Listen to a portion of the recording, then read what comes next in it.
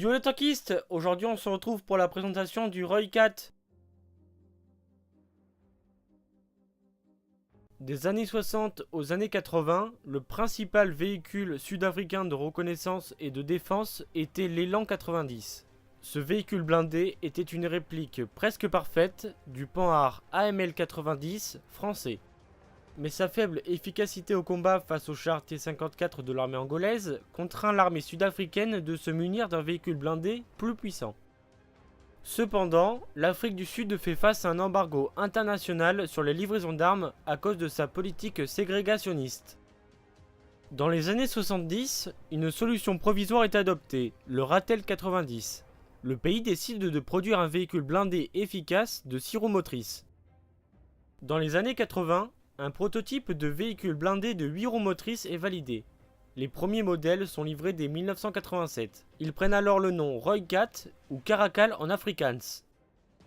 Il est généralement utilisé pour des missions de reconnaissance, de défense ou même d'attaque. Mais par exemple en 1994, le Roy4 a assuré la sécurité interne lors des élections.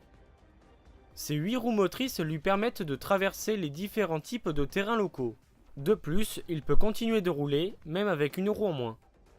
En 1990, une version améliorée du Roy4, le Roy4 105, est développée pour l'export international. Son canon de 105 mm est plus performant, tout l'équipement électronique est perfectionné et un système d'imagerie thermique permet une conduite de nuit.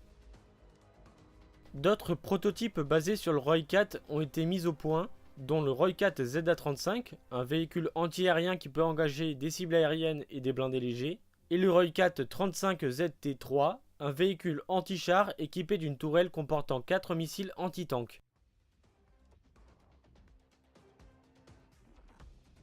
Le Roy4 est équipé d'un canon GT4 de 76 mm ou d'un canon GT7 de 105 mm et de 2 mitrailleuses de 7,62 mm.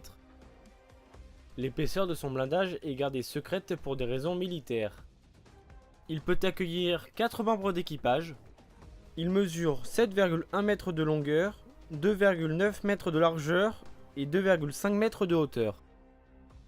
Son poids est d'environ 28 tonnes. Son moteur ADEV 10 de 563 chevaux lui permet d'atteindre les 120 km/h avec une autonomie d'environ 1000 km. N'oublie pas de laisser un commentaire, de mettre un pouce bleu à cette vidéo et de t'abonner à la chaîne.